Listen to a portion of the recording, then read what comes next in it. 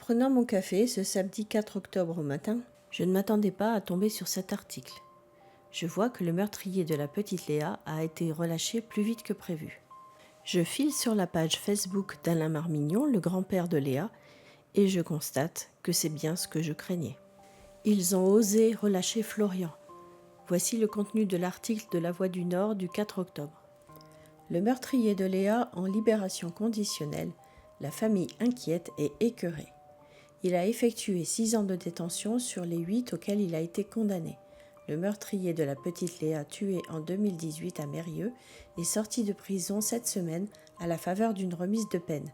La famille de la fillette crie sa colère. Et j'espère que les médias en parlent. Alors, j'effectue une rapide recherche sur Internet et je trouve pas mal d'articles. Je contacte alors Alain, pour qui j'ai déjà écrit un article, et je lui propose de faire une interview. Ce qu'il accepte très aimablement. Avant l'interview, revenons sur les principaux éléments de l'affaire pour mieux comprendre la colère de la famille. 21 mai 2018, Mérieux dans le Nord. La famille Marmignon est réunie en ce lundi de Pentecôte pour un repas en famille chez Marie-Christine et Alain, les grands-parents. Sont présents Audrey, la fille d'Alain et Marie-Christine, et son mari, leurs 2 filles, dont Léa, 2 ans et demi, ainsi que les enfants placés par l'ASE du Nord chez les Marmignons. En effet, Marie-Christine est assistante familiale. Parmi ses enfants se trouve Florian, 14 ans. Florian est arrivé chez Marie-Christine et Alain en 2016. D'après l'ASE, il ne souffre que d'épilepsie. Mais depuis son arrivée, de multiples incidents ont alerté les Marmignons qui sont persuadés de la dangerosité du jeune. Il a fugué plusieurs fois, ouvert le gaz, essayé de mettre le feu, tenté de violer un des autres enfants âgés de 7 ans, s'était enfermé une fois avec Léa dans les toilettes, etc., etc. Malgré leur signalement auprès de la référente de l'ASE, il ne se passe rien. Une fois le repas fini, chacun va qu'à ses occupations. Florian profite du fait que tout le monde soit occupé pour entraîner discrètement la petite Léa au fond du jardin. Il passe 4 clôtures grillagées, dont une électrique, pour se retrouver au bord de la rivière. Et là, il s'acharne sur la pauvre Léa. Puis il rejoint les autres enfants dans la maison. Là, il commence à y avoir de l'agitation. On cherche Léa. Elle n'est pas chez elle. Les parents habitent juste à côté des grands-parents. Un des jeunes a l'idée d'aller voir au fond du jardin. Florian lui dit « C'est pas la peine d'aller chercher après Léa. De toute façon, imagine-toi qu'elle a été violée, tuée, et que son corps soit jeté dans la rivière. » Et finalement, c'est Alain, le grand-père, qui a repêché le corps nu, meurtri, qui gisait dans la rivière. Florian, lui, s'est enfui. Malgré les tentatives de réanimation, Léa sera déclarée décédée 3 heures plus tard. La gendarmerie déploie de grands moyens pour retrouver Florian. Il sera rattrapé le lendemain en Belgique. Après avoir changé plusieurs fois de version, Florian avoue le meurtre de Léa et raconte avec froideur et détachement les actes qu'il a commis. L'autopsie révélera 22 coups donnés au thorax, avec une binette, et la mort par asphyxie. Un poil pubien sera retrouvé sur la vulve du corps de Léa, mais le médecin légiste dit ne pas trouver de traces avérées de viol. Les funérailles de Léa ont lieu le 29 mai 2018. Florian a été jugé au tribunal pour mineurs d'Avesnes-sur-Helpe le 14 juin 2019. Un mineur poursuivi pour meurtre sur mineur de moins de 15 ans encourt habituellement 20 ans de réclusion criminelle. Mais dans ce dossier, les experts ont unanimement conclu à la grave altération des facultés mentales du meurtrier, ce qui ramène à 13 ans la peine encourue, a précisé la procureure de la République. En raison de l'altération du discernement, le parquet a requis 10 ans d'emprisonnement. Les Marmignons ont découvert des éléments qu'ils auraient aimé connaître avant que Florian ne vienne chez eux. Florian avait déjà épuisé 2 autres familles d'accueil avant eux, qui, à bout, avaient demandé et obtenu le retrait du fait du danger qu'il représentait. Les psychiatres qui ont évalué Florian ont évoqué une déficience mentale, des troubles autistiques et schizophréniques. Au terme du procès, Florian est reconnu coupable de meurtre et condamné à 8 ans de prison ferme ainsi que 10 ans de suivi socio-judiciaire. Et c'est là que c'est surprenant, il a aussi été inscrit sur la liste des délinquants sexuels alors qu'il n'a pas été reconnu coupable de viol.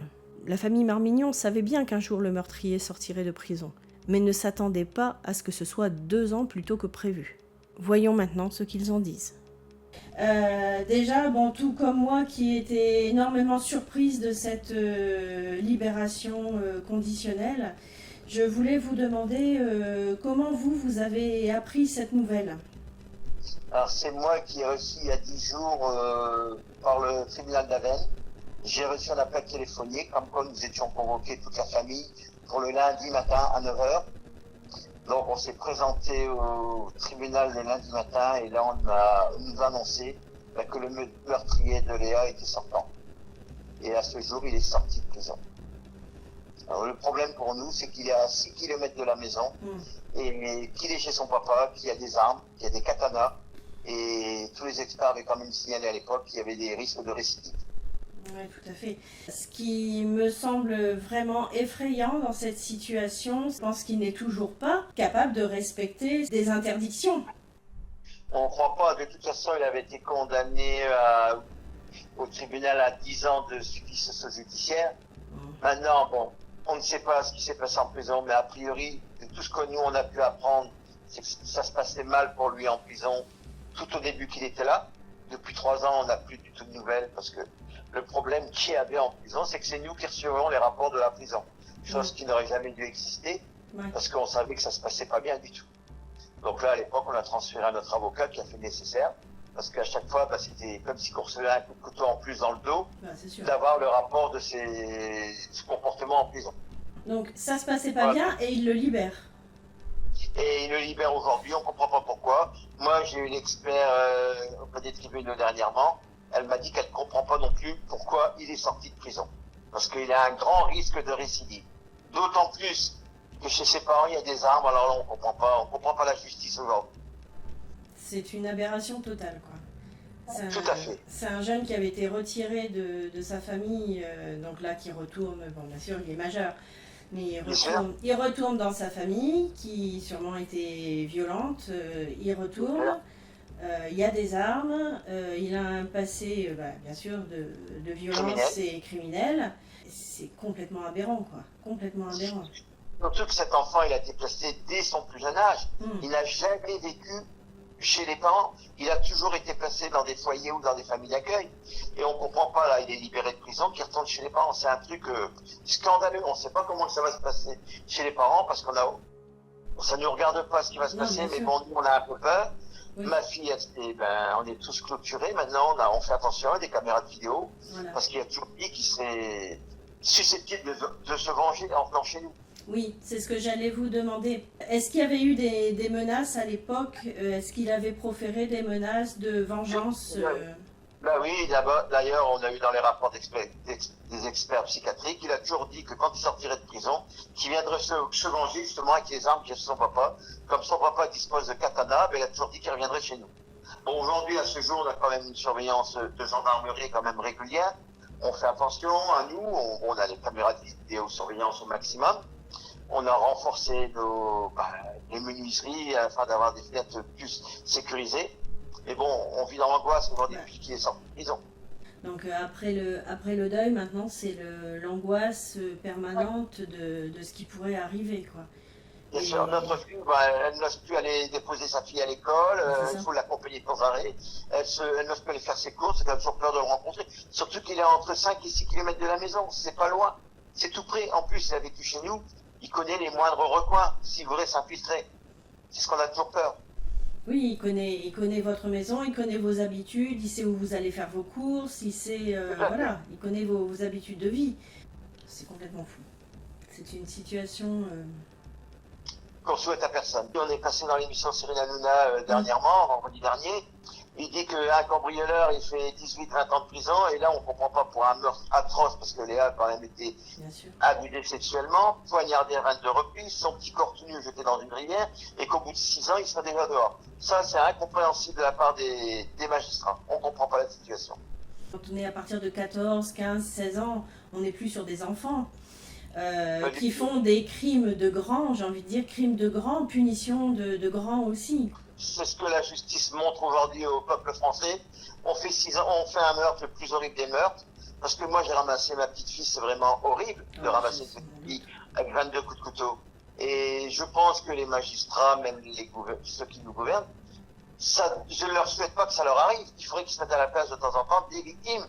Parce que je pense que s'ils avaient découvert ma petite fille comme je l'ai découvert, les lois, elles changeraient peut-être plus rapidement.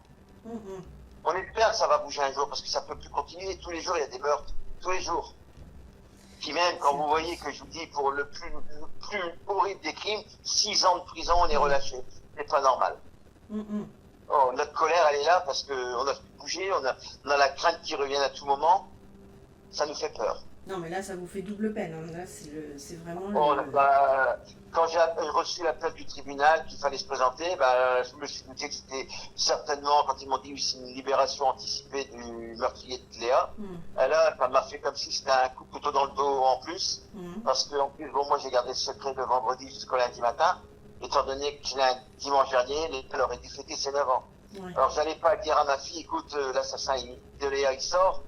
Et alors, je dis pas le cadeau d'anniversaire pour les 9 ans de Léa, parce qu'elle aurait dû avoir 9 ans, et cadeau d'anniversaire, le meurtrier, il est mis dehors aujourd'hui. C'est pas normal. Non. Et moi, je pense que le gouvernement, ça leur fait ni chaud ni froid qu'il y ait des crimes. Les crimes d'enfants, ça leur fait ni rien du tout. Et c'est ça que je suis révoltée par rapport à ça.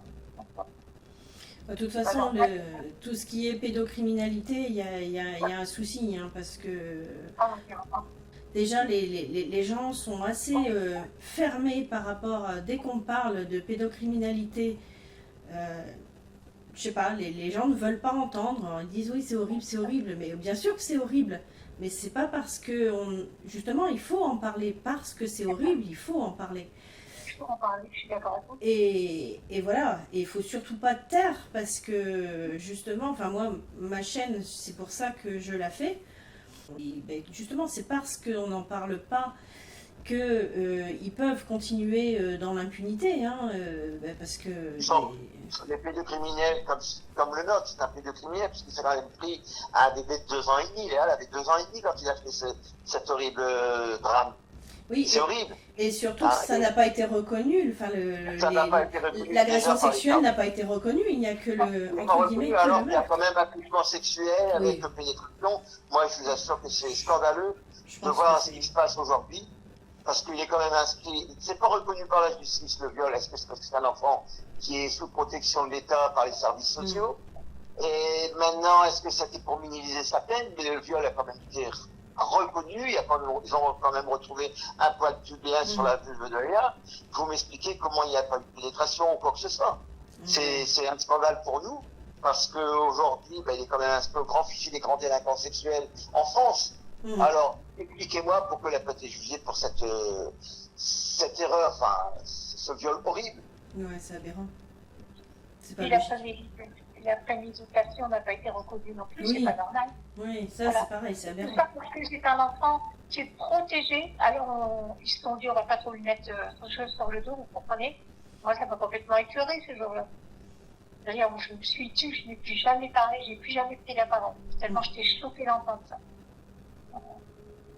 C'est horrible. C'est que nous, au départ, c'est un enfant qu'on nous a confié par les services sociaux, qui s'était suite à une réorientation parce qu'il avait violenté son ancienne famille d'accueil, chose qu'on ne nous dit pas quand on nous replace un enfant. Nous, on nous a dit, vous inquiétez pas, tout va bien chez lui, une bonne pathologie, il n'a aucun problème, le seul truc qu'il a, c'est que de temps en temps, il fait des petites crises d'épilepsie, mais vous inquiétez pas, il a un traitement. Et puis, résultat, nous, il a fait plusieurs crises d'épilepsie à la maison. C'était pas facile à gérer parce qu'il a fallu appeler les pompiers de SAMU, c'était vraiment très très compliqué. Malgré tout ça, il a quand même tenté de mettre le feu à la maison. Une fois, il a ouvert les robinets de gaz plusieurs fois, il a fugué, il s'en est pris aux enfants qui étaient à la maison en tentant de violer un enfant qui était passé chez nous, un enfant de 7 ans. Tout ça, on a alerté le département, on a alerté la référente, et elle n'a jamais réagi. Elle ne nous a jamais répondu. Et concernant cette référente, à chaque fois qu'il y avait un départ d'étant en vacances, on était obligé de faire une demande écrite. On avait 4 enfants. Sur les 4 enfants, c'était toujours la seule qui ne nous répondait jamais. Les autres référentes, au bout de 8-15 jours, on avait le retour avec l'accord des parents pour les vacances ou pas. Elle, jamais, malgré des relances. Et à l'époque, on a déjà dû faire intervenir l'ancien président du département du Nord, ainsi qu'un syndicat pour essayer de faire bouger les choses. Et quand vous voyez que vous adressez un courrier à la directrice en chef des services de l'ASE qui vous répond « Oh, vous voulez encore avec votre dossier ? Oh, banane alors !» Qu'est-ce que ça veut dire? Quand vous voyez que la hiérarchie ne réagit même pas. C'est scandaleux. Parce que si on nous avait écouté, Léa serait encore là aujourd'hui. Alors, je suis d'accord. Bon, il aurait peut-être fait d'autres victimes dans des foyers où on ne sait pas. Quelqu'un qui a ça en tête, c'est qu'il l'a en tête. C'est tout. Il a été entendu par les gendarmes, il a quand même fait, il a donné 4 versions différentes. Et c'est à la fin qu'il a avoué, quand les gendarmes lui ont dit, mais comment Léa aurait pu mettre ses vêtements à plus de 3 mètres d'hauteur? Et c'est là qu'il a dit, oui, bon, bah ça y est, c'est moi. Sinon, il n'avouait pas le meurtre horrible qu'il avait fait. Nous, on en veut beaucoup sur la référence, on l'a alerté du danger, il y a quand même eu des lettres, il y a eu plein de notes d'incidence, on comprend pas. Mais c'est pour ça, quelque part, je comprends votre détresse parce que des enfants comme ça, j'en ai vu dans le cadre de mon travail. Oui. Et je sais que les éducateurs, ils étaient beaucoup derrière et il y avait toute une équipe derrière. Donc si vous vous êtes retrouvé tout seul, c'est l'enfer. C'est l'enfer parce que normalement il y a toute une équipe derrière, il y a des psychologues, il y a des psychiatres et parce que tout seul on ne peut pas s'en sortir avec des enfants comme ça. Oui, ça fait une équipe pluridisciplinaire. Tout à fait. Voilà. Tout à On fait. nous dit toujours, hein. Et en fait, quand on fait des formations, je vous le dis, hein, ne vous inquiétez pas, vous êtes bien entourés, vous avez assez d'avis. C'est vrai qu'on a une équipe, je suis d'accord. Mais quand vous faites appel à eux, il n'y a personne qui se bouge pour faire quelque chose. Ils se sont même pas rendus compte que c'était un cas relativement grave quand même. Et de jour en jour, c'était plus visible avec tout. Alors moi, je faisais attention à tout. Je faisais attention aux enfants que j'accueillais, à mes propres petites filles. Je faisais attention à tout. Alors c'était une vigilance permanente.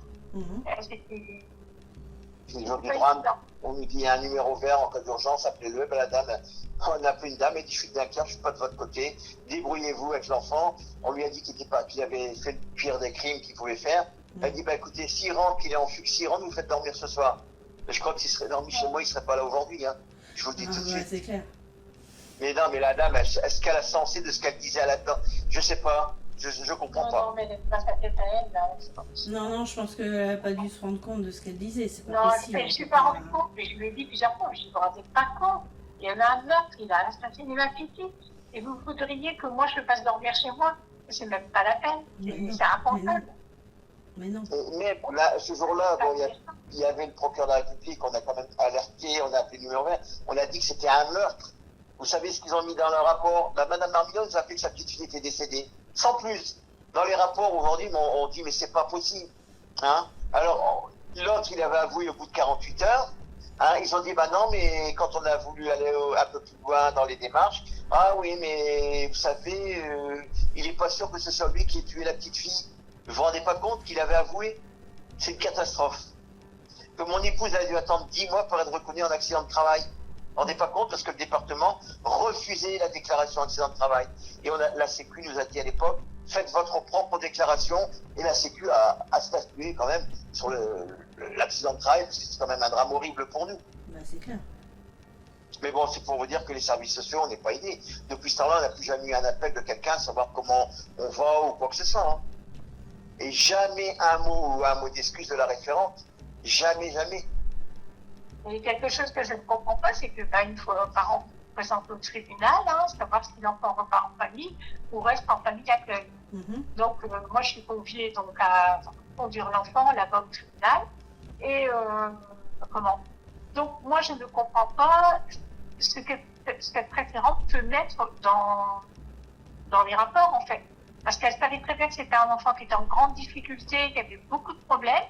Mais ça, en fait, elle n'a jamais rien dit au niveau du juge. Donc, le juge s'en est pas inquiété parce que je pense qu'à un moment donné, le juge va réagir en disant il a tenté de violer, il a tenté, mais ça, il l'a pas mis dans ses rapports. Donc, la juge, voilà, elle s'est rendue compte de rien. Elle pensait que tout allait bien et finalement, c'était un enfant qui était très, très difficile à placer. Et il arrive chez nous. Et c'est pour ça qu'aujourd'hui, on essaie de faire passer une loi qu'on veut, qui s'appelle la loi Léa. C'est qu'une famille d'accueil, lorsqu'il y a un renouvellement de placement, au moins soit cette famille, parce qu'on vit 24 heures sur 24 avec l'enfant, que la famille soit entendue par le juge. Parce que les services sociaux, il y a un enfant placé, on ne va pas s'embêter à compliquer la chose, on va dire que tout va bien dans la famille d'accueil. Alors qu'il y a des réels problèmes. Tout ça, parce que les services sociaux, ça a beaucoup de travail en moins. on va pas retrouver notre famille, on va le laisser là, tout se passera bien. Ça, c'est une très bonne idée. Alors nous, on espère que la loi passera. Bon, maintenant, avec cette politique qui est encore bouleversée, il faut revoir avec le nouveau député, parce qu'on a changé de député, c'est le député qui devait s'en occuper. Alors c'est compliqué aujourd'hui. On recommence tout à zéro, alors qu'on a été reçu à l'Élysée, et on comprend pas. On comprend pas que ça traîne comme ça. Parce que c'est important aujourd'hui pour les autres familles d'accueil, que la famille d'accueil soit entendue par le juge. Nous, on a l'enfant 24/24 à la maison. Ah bah c'est sûr. Pourquoi? Nous, on a alerté du danger. Déjà, au bout de 8 jours qu'il était à la maison, on a demandé un entretien en urgence à la référente. Problème sexuel, tout ce qu'il avait comme trouble de comportement. Vous inquiétez pas, tout va bien dans sa tête, c'est parce qu'il est perturbé de changer de famille d'accueil. Et nous, on a appris lors du procès de Léa qu'il avait balancé son ancienne famille d'accueil dans les escaliers et qu'il s'en était pris à une petite fille de 4 ans, déjà avec des abus, et il l'avait blessé avec des caissons de bouteilles. Et ça, on ne le sait qu'après, tout ça. On ne nous le dit pas. Nous, c'est lors du procès pénal qu'on a appris tout ce qui se passait dans les autres familles d'accueil. Je sais bien, quand on a rencontré la ministre de l'Enfance à Paris, moi je lui ai dit, mais écoutez, franchement, je dis, moi, honnêtement, j'ai fait ce métier avec amour.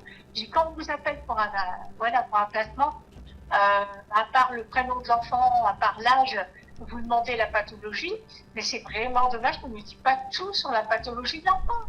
Et là, on m'a répondu, mais madame, si on est obligé de tout dire, il y aurait plus famille d'accueil, les étapes d'accueil n'accueilleraient plus tel ou tel. Mais je dis, en tout cas, c'est grave, regardez ce qui est arrivé chez nous. J'étais horrifiée, genre. Et depuis le drame de Léa, rien n'a avancé aujourd'hui. D'ailleurs, dans le département, on a entendu le président du département, il lui manque 400 familles d'accueil. Il dit, je peux pas, il n'a pas les moyens financiers pour reprendre 400 familles d'accueil. Il voudrait bien les embaucher, mais comme il dit, il y a de plus en plus d'enfants à passer aujourd'hui. Il y a de la violence partout. Bon, maintenant, je pense que c'est le système. Tout augmente, les gens n'ont plus les moyens de s'en sortir financièrement. C'est une catastrophe. C'est sûr que, puis là, ils avaient commencé à faire une évaluation là, de l'ASE. Il y avait une commission qui devait commencer à travailler dessus. Je ne sais pas ce qu'il en est avec tout qui a été suspendu là. Je ne sais pas où ils en sont de tout ça. Il y a eu des modifications avec les lois Taquet, rien n'est appliqué. Pourtant, ça fait une belle avancée pour les familles d'accueil. Parce que c'est pas normal que d'un département à l'autre, il y ait des différences phénoménales dans les primes, dans les salaires, et c'est pas normal. Parce qu'on fait tous le même travail. Là, nous, on est toujours en procès avec le département du Nord. Bon, on a changé d'avocate parce que notre avocat nous avait laissé tomber parce qu'il ne trouvait pas les failles pour attaquer. C'était pas un spécialiste au niveau des tribunaux, des services sociaux. Tandis que là, Marie-Catherine, c'est vraiment la spécialiste. Nous, on a vu la différence dans ses conclusions par rapport à notre ancien avocat. Il n'y a pas photo. De 10, c'est passé à 1000%. Il ne vous cache pas que le rapport qu'elle a fait, si elle ne gagne pas avec ça, je ne sais pas comment. Et les départements, déjà depuis le drame de Léa, ils sont quand même au 6e avocat. Ils ont changé 6 fois d'avocat. Parce que bon, c'est vrai que c'est une affaire dure, mais nous, on aimerait bien que ça se termine parce que c'est quand même malheureux, c'est que ce soit si long. On est à 6 ans et demi. J'espère pour vous que ça, au moins de ce point de vue-là, ça va aboutir parce que. Nous, ce qu'on peut reconnaître, c'est au moins les erreurs du département. C'est ça. Il fait au moins des reconnaissances, parce que là, on n'a pas de mots, on n'a rien du tout. Qu'un mot de soutien. C'est ça qui nous ennuie le plus. Après, je sais que c'est pas évident de faire reconnaître de la part de l'administration, de faire reconnaître qu'il y a eu des mais erreurs. Bon, avec tous les courriers qu'on avait fait avant. Oui, voilà, c'est ça. Il y a quand même des preuves que quand ils disent que vous n'avez pas envoyé de courrier, etc. Si. Donc, là, si, vous l'avez vu dans un interdit. D'ailleurs, demain à 10h, on enregistre à la maison demain. Ils reviennent demain pour un interdit pour une nouvelle émission. D'accord. Ils vont parler de l'affaire Léa, mais surtout parler de la libération anticipée du meurtrier de Léa. Ils ne comprennent pas avec la gravité des faits qui prit cette sortie au bout de 6 ans. Et nous non plus, on ne comprend toujours pas. Parce que d'ici 6 mois, je ne vous donne peut-être pas 6 mois, on entendra parler de cet assassin. Il aura récidivé, c'est sûr et certain. Moi, j'en suis. Mais il aura encore une pulsion, il sera obligé. Et en plus, à l'endroit où il habite, c'est un endroit désert. Donc, s'il y a une jeune fille qui se promène par là ou n'importe qui, il faut qu'elle fasse attention à elle. Parce que nous, on connaît, il est à 5 km d'ici. On n'ose plus trop sortir, il faut se protéger, il faut se barricader. Les alarmes, elles ont été renforcées, c'est pas normal. On vit dans la peur aujourd'hui. Bon, moi, j'ai pas peur, mais mes enfants, mon épouse, ils ont peur qu'ils reviennent. Ah bah oui. Parce il a vécu chez nous, il connaît le moindre recoin. Bah c'est clair. Alors, c'est pas évident. Hein. Non, non. Bon. Et puis, donc, on attendait, quand on a été reçu à Vennes, le parquet devait envoyer un courrier au juge, au JAP, pour demander un peu plus de mesures de sécurité pour nous. Parce qu'en somme, en mesure d'éloignement pour nous, mais il ne doit pas nous rencontrer, il ne doit pas s'approcher de chez nous. Nous, on a demandé quand même qu'il n'aille pas près des écoles, parce que bon, c'est quand même un jeune. Il s'en est pris à des jeunes enfants. Déjà avant, il s'en était pris à une gamine de 4 ans, une de 12 ans et un gamin de 7 ans. 4 faits que nous, on connaît. Maintenant, les services sociaux, est-ce qu'il y en a eu d'autres, mais ils ne nous l'ont jamais dit. Hein, nous, on a appris ça quand même dans le dossier pénal. Et le problème aujourd'hui, c'est que qu'est-ce qui va devenir? Il recommencera demain. Et puis c'est tout.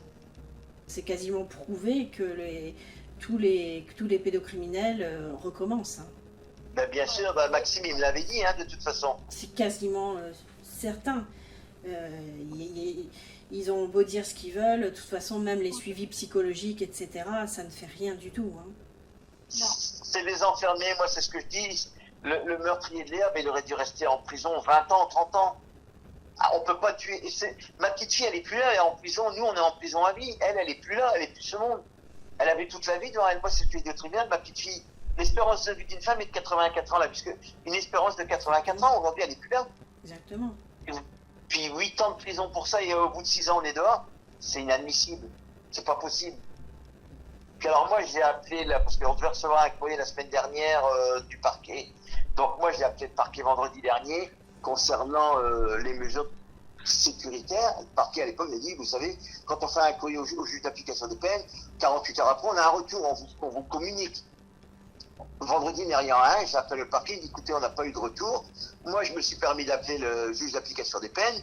Je suis tombé sur une secrétaire très, très gentille, hein, il ne vous cache pas. Hein, quelqu'un, peut-être un greffier, je ne sais pas. Elle est en arrêt de travail. Hein. Coïncidence. Alors, est-ce qu'elle a senti le vent venir avec la médiatisation? Et puis, elle s'est dit, peut-être que j'ai fait une bêtise, on ne sait pas ça. Allez donc savoir. Parce que tous les experts disaient, c'est pas normal qu'il puisse être sorti. C'est pas normal. Et Madame Delcourt, j'ai eu au téléphone la semaine dernière, elle m'a dit, mais c'est scandaleux, c'est pas possible. Elle dit, de toute façon, il recommencera, M. Marmignon. Maintenant, il aurait fallu qu'il soit enfermé dans une unité de soins. Bah, bien sûr, bon, bien sûr. C'est ce qu'il aurait fallu. Bien sûr. Mais bon, nous, on a demandé exactement quelles sont les consignes supplémentaires qu'ils allaient prendre vis-à-vis de nous. Ben, c'est ça. J'ai envie de dire, bon, malheureusement, dans l'état actuel des choses, le principal, c'est que vous soyez protégés et que... c'est ce qu'il faut. C'est que, voilà, même si quelque part il fait quelque chose, ça soit pas contre vous, quoi. Bien sûr, c'est ce qu'on espère. Hein. De toute façon, rentrer à la maison, déjà, il va falloir... tout est barricadé. Donc, il y a les caméras, et puis on est alerté dès que la caméra elle se pointe, et les grilles sont fermées à clé. Donc, vous savez, s'il vient ici, je sais pas. Je sais pas comment il peut rentrer chez nous, mais bon. Il serait capable, vous savez. Parce qu'en 6 ans de temps, on connaît pas son visage. Aujourd'hui, il a changé. Non, nous, on ne souhaite à personne. Bon, c'est vrai qu'on vit dans l'angoisse. Ce qu'on voudrait, c'est faire bouger quand même les lois rapidement. Bon, on a d'autres émissions médiatiques. Bon, on a quand même TF1, etc. qui nous ont contactés. On les a relancés aussi. Et on voudrait bien que ça passe rapidement aussi parce que... Mais bon, avec eux, normalement, c'était à la fin du procès des services sociaux qui diffuserait quelque chose du début à la fin. Oui. Pour faire un gros sujet, peut-être d'1 heure, je pense. Oui. Donc, j'attends peut-être. Bon, maintenant, là, je les ai appelés la semaine dernière pour la libération anticipée. J'ai eu un retour comme quoi qu'ils avaient bien lu, qu'ils allaient reprendre contact. Mais bon, maintenant, j'attends le retour aussi.